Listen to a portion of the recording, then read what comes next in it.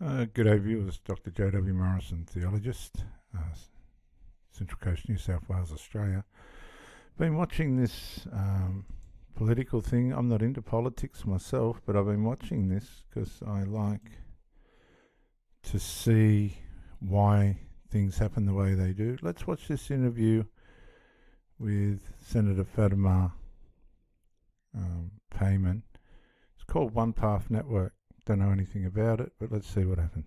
The statements I wanted to put out were watered down. They were controlled. I was told where to go, when to go, what to say. I could never fully express how I felt about what was happening in Palestine. It just made me feel uneasy with my own conscience. And I think right from the outset, right from the start, she's making out she's a victim, that the Labor Party wasn't listening to her, and this will come with a sense of feeling like you're the only one of your kind in that party and you may not be supported the way that you like. You get a sense of inferiority can drive this and make you feel like an outsider. That's what it is. A lot of it, although I wouldn't doubt that there is bullying in the Labor Party. That's not my point. But let's see what the main crux of it is. I've got it on 125 speed because it'll go too long. Let's see what happens. And intimidation such as physically being escorted to the Prime Minister's office. This is these are major complaints that are not making the Labor Party look very respectable. For telling off. It almost gave you the vibes of a young, troublesome student being taken by the teacher to the headmaster's office. I thought to myself as I was... Just to add to that, I don't think she's a young, something or other student being taken to the headmaster's office, but I will say she's a rebellious senator who has betrayed all the trust that the Labor Party has given her. Walking and receiving the glares and stares of random people in the hallways. Would this have happened if I was an Anglo-Saxon woman? Yeah, probably. Let's take Pauline Hanson, for instance. She's been through more than this. They jailed Pauline Hanson, so don't be too make yourself out to be too much of a victim, Mrs. Payman or Miss Payman, because you haven't even started yet. Senator Payman, thank you for your time. Thank you so much for having me. You crossed the floor to vote with the Greens Party, to support a recognition of the Palestinian state. Okay, so this man's Malaz Majani, and just looking up a little bit more about this man, it appears, if I've got the right person here, that's Majaz Malani there. He's a sheikh.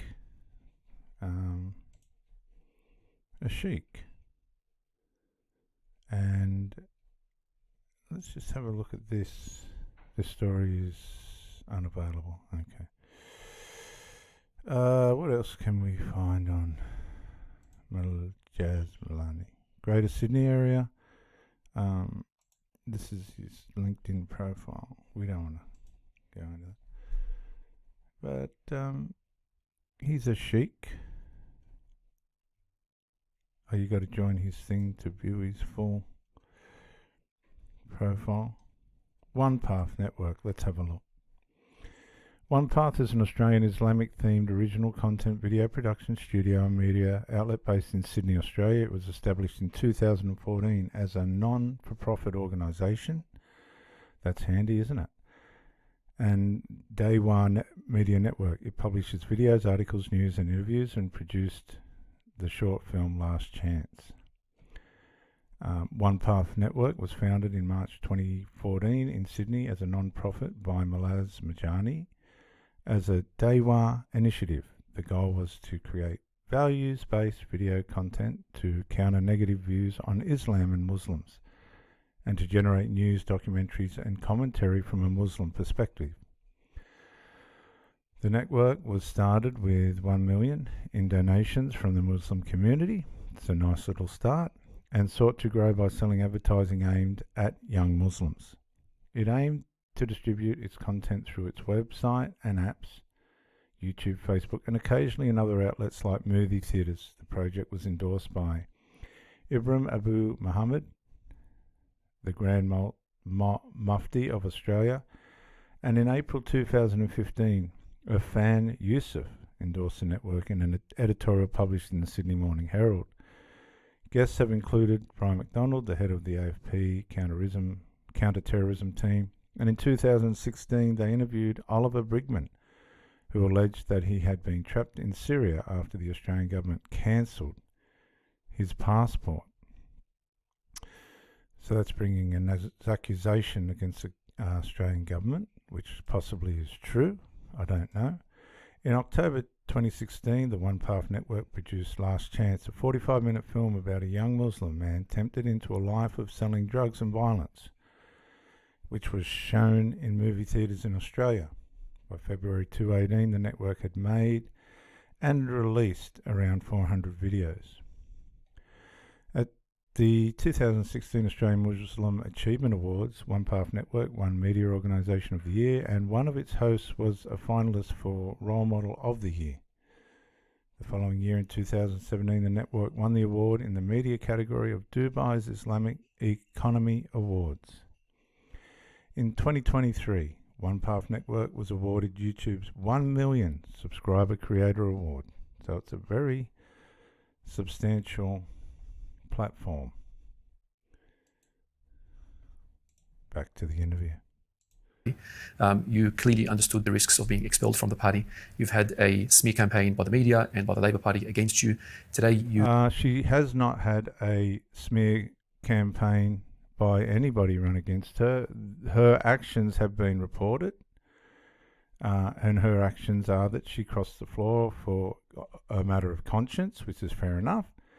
And then she devalued the Labor Party that she was in, and she discarded the Labor Party. I can't see anything wrong with the reporting on that, but they're victimising her very well. They're making a very strong case that she's been abused, victimised, bullied. You resigned from the Labor Party and decided to run for the rest of your term as an independent in the Senate. It sounds like a roller coaster. I'm sure you're very emotional, or I'm sure this is a very emotional time for you. How are you feeling right now? Thank you so much for the question. And yes, it has been a roller coaster ride. It has been quite. But you want to understand, viewers, it hasn't just been a roller coaster for her. It's been the roller coaster ride for the people that have been trying to mentor her and lead her in Australian politics. Bob Hawke, he's deceased now, would be rolling in his grave. He'd be rolling in his grave. He was the 23rd Prime Minister of Australia from 1983 to 91, which is a fair run. And he was a very committed Australian Labor Party person. So is Paul Keating. I'd like to know what they've got to say on all this. But nevertheless, I'm sure they're not going to be impressed with any of this. An intense journey.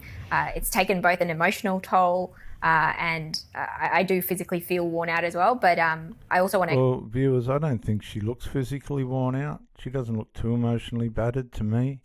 She seems to be able to get up in front of all the cameras and parade herself and share her story. How badly the Australian Parliament has treated her. She's forgotten all the privileges that she's been given, the opportunities that she's been given, and she'll cordial her appreciation of these things in amongst all these, complaints. But if you look, you got to look at what the real agenda is here. And I think it was an agenda that was there all along, and that was to start a independent Muslim party. Acknowledge how difficult of a time this has been for my family and also my former staff members who have now moved on. I think there's 4 of them that have moved on now. But in saying that, I think, yes, there's going to be a period where there's massive adjustment that's required. Becoming an independent in, say, my almost third year in the role, it's quite a big shift. But in saying that, I look forward to the challenge. It's going to be an interesting journey. But alhamdulillah, I've got a clear conscience. I feel very blessed that through the strength of my convictions, I was able to... And blessed by Allah, don't underestimate that. That's okay, but blessed by Allah.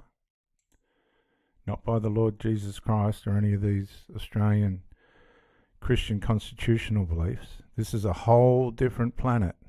Uphold the principles and values that I believe in. Senator Payman, you've been through quite a difficult week. You've had a press conference with some bad-mannered sort of journalists today. How did you maintain your composure? How did you... Okay, so now the journalists are bad-mannered. We know what journalists are like. That's the name of the game.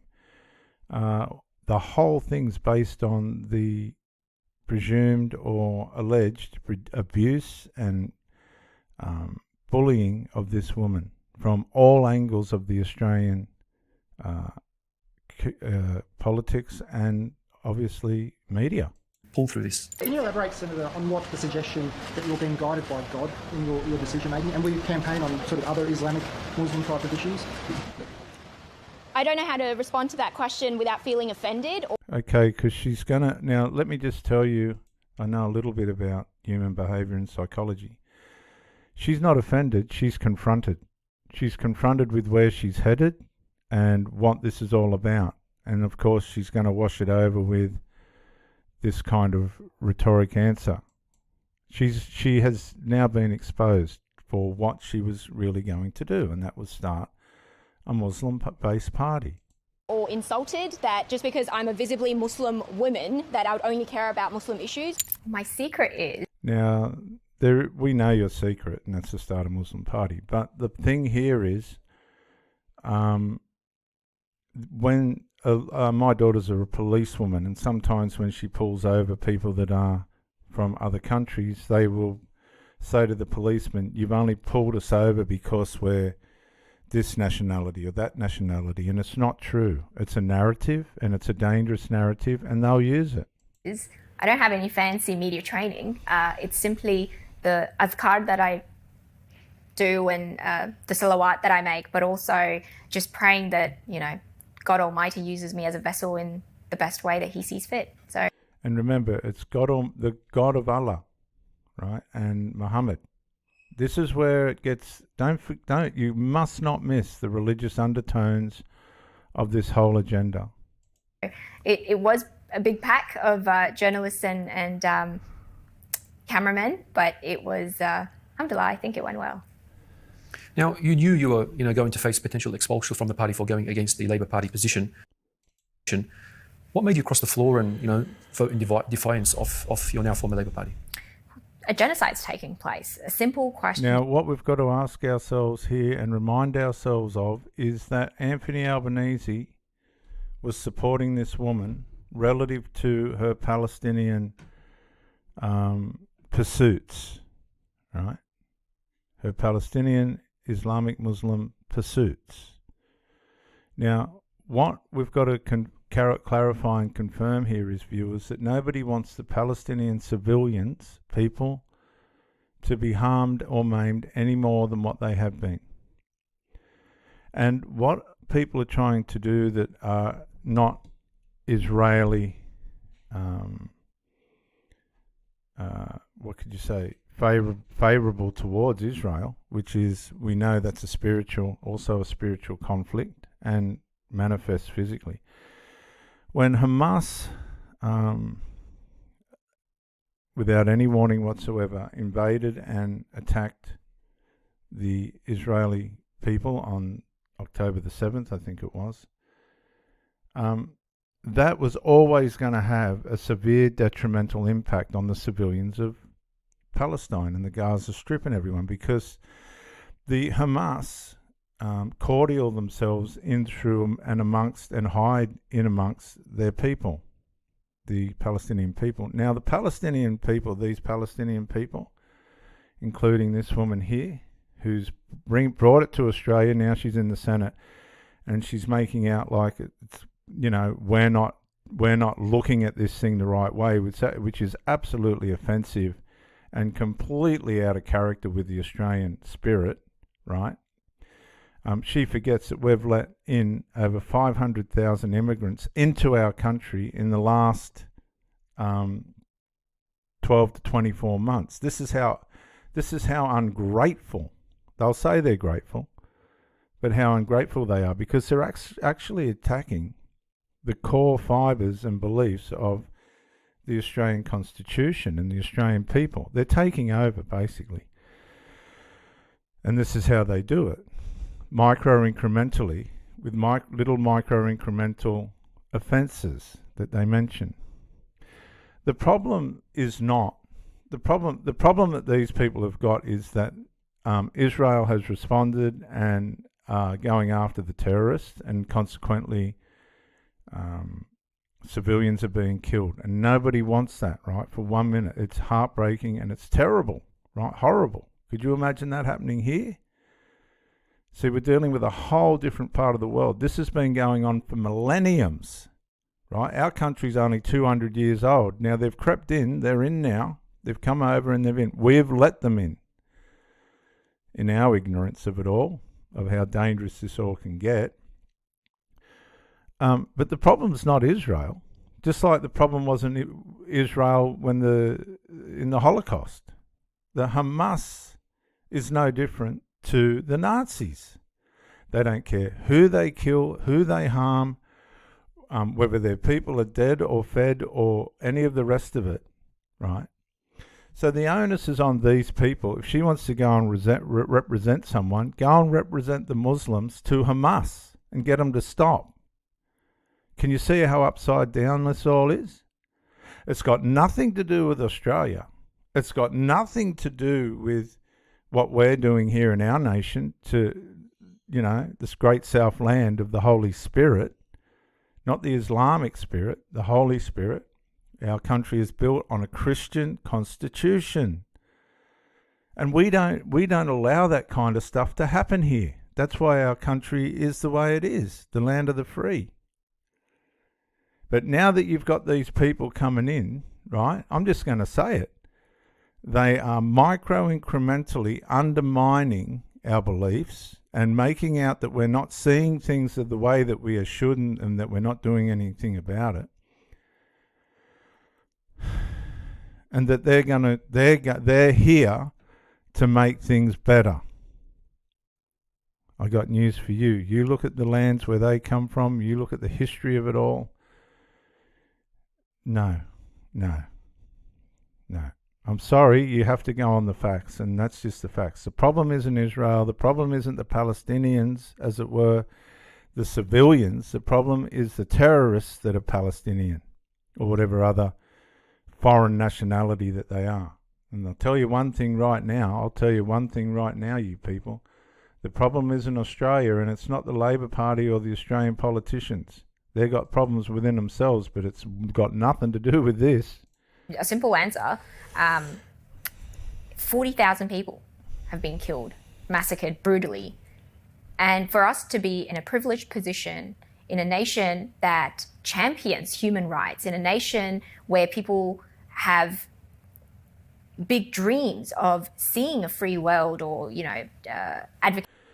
Guys, viewers, ladies and gentlemen, she needs to use whatever she's talking about and take this fella that's interviewing him as well, the honourable interviewer, and go and front Hamas. Go and front Hamas. Go and front the problem. We are not the problem. We are not stopping you from doing what you need to do to go and save Palestine. But don't try and make out that, we're getting in the way when we're not. We are not inhumane. We know what's going on over there, but it's not our war. It's not our battle. And they're trying to tie us up into their history, their mess. It's a great big mess. So her and her people need to go and front Hamas and ask them to stop. And guess what? Hamas ain't going to stop. Hamas will laugh at them. This is not an Australian problem, and she has made it one. It's very offensive when you look at the undertones of it all. It's very offensive. Advocating for freedom, equality, and justice, for us to just sit back and not do what we can as a middle power that's in the best interest of our nation, but also to establish a independent national foreign policy that isn't better. Hang on a sec. I don't understand. She's forgetting our allies. Our allies, lady, if I could say respectfully, Mrs. Payman, or Miss Payman, Senator Payman. Our allies are the UK and the United States. It's not Hamas. It's not Palestine. You're not even our allies. This is so mixed up, guys. It's so mixed up and messed up. Don't get caught up in this narrative. Bound to another nation for us to make our own decisions. We had so many opportunities for us to do more than we have. And I think I had to draw a line where... These are very offensive statements. I'm sorry if I'm offending the Muslim community, but these are very offensive statements to the nation of Australia. We don't want war. We've got nothing to do with that war. We want a peaceful nation, right? We've got enough trouble going on here within the nation now with these Muslim riots and all the rest of it that's happening, and all the problems with the First Nations people and this, that and all the other, without getting involved in all. It really, honestly, these people, Senator Payman and the people that believe in her and that, go and confront Hamas, go and confront Hezbollah, the people that are causing the trouble, the people that are trying to annihilate Israel.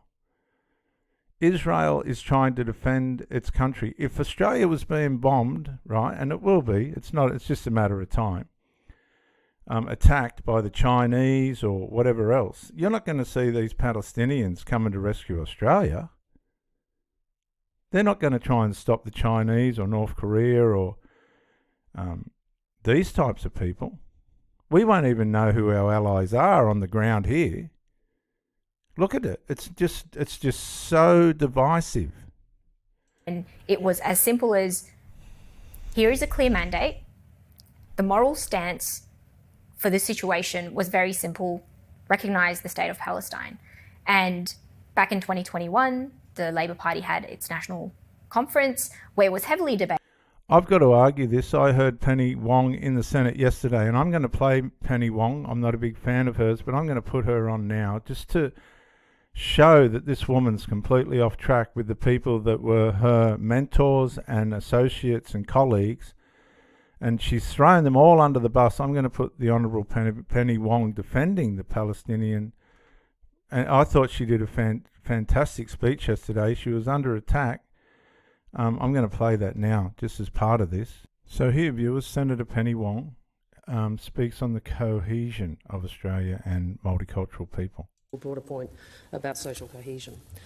We all know that the conflict in Gaza, whether from October 7th, and as Senator Cash said, the largest loss of life, Jewish life since the Holocaust, or the tens of thousands, including tens of thousands of civilians who have died since, has been horrific. It has been horrific, and it is deeply distressing for so many in the Australian community, and it is incumbent upon us all to try and ensure that conflict is not imported here, both in word and deed, and in how we speak about one another. So all of us should join in condemning the words that Senator Patterson outlined, just as we should also ensure that we continue to advocate and press for peace in a region which has known so much loss of life and so much conflict. So I just want to say, Senator Penny Wong, and I watched this in the Senate yesterday, she pushed this point. She pushed all the beliefs of this woman. And she's making out that we're completely ignorant of what she's talking about. Her colleagues and her associates in the Labor Party were on her side. But she didn't want to work with them. That wasn't good enough. That wasn't good enough for this lady. I'm not a big fan of Senator Penny Wong. I don't know what my problem is with that lady, but yesterday she got me on side because I listened to her stand up for peace, interracial peace and all the rest of it, not only for our nation, but for this subject that Senator Payman's talking about. Senator Payman has thrown her colleagues and mentors and our Prime Minister under the bus. That's all there is to it, because if you look at the Labor Party stance on where this lady's coming from, they were alongside her all the way, and I'm not even a politician, and I could figure that out. So I'm not sure where this lady really is at. She seems to me to be in some kind of limbo that she's put herself in. The Muslims would be grooming her and praising her as a hero, but she's just walked out of a whole situation where she was being supported. She may have had her differences, and people may have had her differences with her. Pauline Hanson and others are no different. But this has really worked in a way in which I don't think is going to be favourable for this lady in the long run. And within the party platform, it stipulated that the next Labor government should consider recognising the state of Palestine. But ladies and gentlemen, they have over and over again, even to the detriment of our relationship with Israel. There's nothing more that the Australian Labor Party could do to be on the side of the beliefs of this woman. They've asked Israel and told Israel, we will not be your allies if you strike back against Hezbollah. For all the relationship, ally cohesion that we have with the nation of Israel, and believe me, Israel's conflicts haven't even started yet, there was nothing more that the Labor Party could do to support this woman.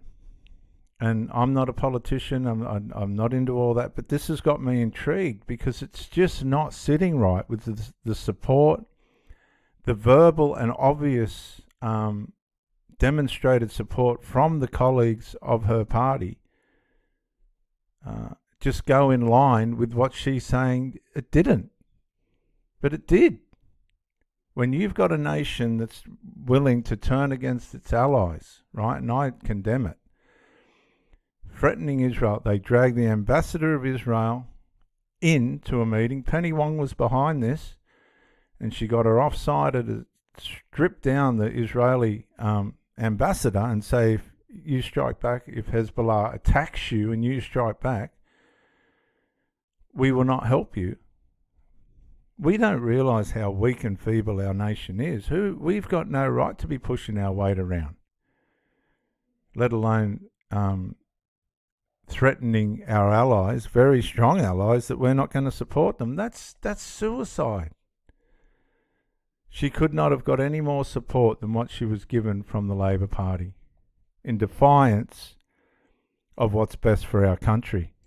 Can't now keep talking about a two-state solution, of which one of those states are not recognised, and then expect that that is going to give people hope and solace that we are progressing towards a peace process. Okay, and what's been the feedback like since, from the wider community and your constituents since resigning from the Labor Party? I haven't looked at my phone, but I know it's been buzzing. I think even in the lead up to me coming to a decision, there's been a lot of comments, but also sentiments that have been shared with me, not just from my home state of Western Australia, but from New South Wales, Victoria, South Australia, Queensland, and some even abroad from different countries, encouraging me to continue fighting the good fight and encouraging me to stay strong on my principles. It's that level of integrity that they say they don't see in politics these days.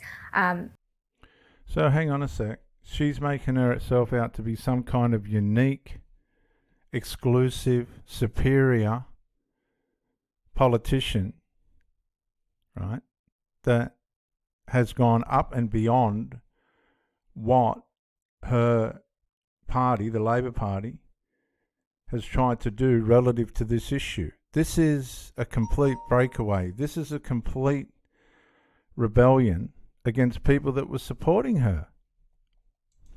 And, I'm quite fortunate to be in a position where I had to just draw the line and make sure that people out there realise your hands aren't always tied.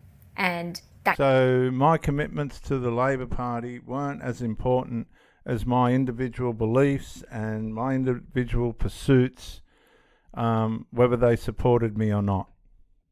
Can no longer be an excuse, especially when you're seeing young children going through amputation without anaesthetics or having their legs blown off, and the displacement, the starvation, all the atrocities that we see through social media, through independent journalists who are risking their lives on the ground to make sure that we are given that right to be able to visually see what's happening. You can't unsee those atrocities. So hang on a sec. Why is she blaming the Australian nation under the leadership of Anthony Albanese as falling over in terms of offering support and medical care for the Palestinian people? This is not an Australian war, right? It keeps coming back to the fact that if this lady's so concerned about Palestine, start getting the Muslim people over there to help these people that you're talking. Don't blame Australia.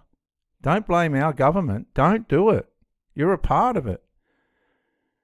Get yourself together and the people who believe in what you believe, and you show some in some what you want to do, and go and fix the problem in Palestine. Can you see how out of sorts this is, viewers? It's not. It's not a conscious issue for us. We're not causing the trouble. We've done everything in our power to help. We can't even wipe our own asses with our electricity bills and all the rest of it that's going on here. And you're trying to put this on us? No. And you can't remain silent. You can't just sit back with a clear conscience and say, I've done everything I could. Well, I think Australia has done it. Why don't have these people done everything they could? Why are they putting the onus on us? We can't even sort out our own electricity problems and all the rest of it. And they're going to lump this on. No, this is a Muslim problem. It's a Muslim problem amongst the Muslims in Palestine. The Jewish people had had enough of it. Let's not say that I'm condoning civilians, innocent civilians, Jewish or Palestine, getting killed. But why are they making out that Australia is not doing enough? That is the biggest load of nonsense that I've ever heard. And it's a front on the Australian nation, the Christian Australian nation. Australia is a Christian nation. Let's not forget our constitution, viewers. And these people have got no trouble in stripping it down and saying we're not doing enough. What a load of rubbish. Now, you've spoken of being exiled and intimidated by your now former Labor colleagues. Can you tell us a little bit about this intimidation? Look, it was... I don't think that's true. I think she was out of order. She crossed the floor. They've probably confronted her and tried to put some sense into her mind before she loses it, which she has. She's lost her position in the Labor Party now. She walked away from it. She shunned it. Right? That's a religious word, shunned. She shunned it. She turned her back on it. She didn't care what the consequences were. They've obviously tried to speak sense into her as she was devaluing before the discard, which is narcissistic terms. But she was determined in her direction. Now, a lot of the times, let's not be stupid, a lot of the times you guys would have seen it, a lot of you, particularly in the Muslim religious circles, where they're bringing up mentors to become young sheikhs and whatever they call them. And they've gone into a rebellious state and they've had to try and turn them around and they lose them. They just go off. This is what's happened here. I've had apprentices. I've seen it in the Christian church. They become fanatical. And let's just say it. I think there is an element of fanaticism here in this lady's approach to what's going on. I'm going to stop this here. I'll do a part 2 and I'll come back.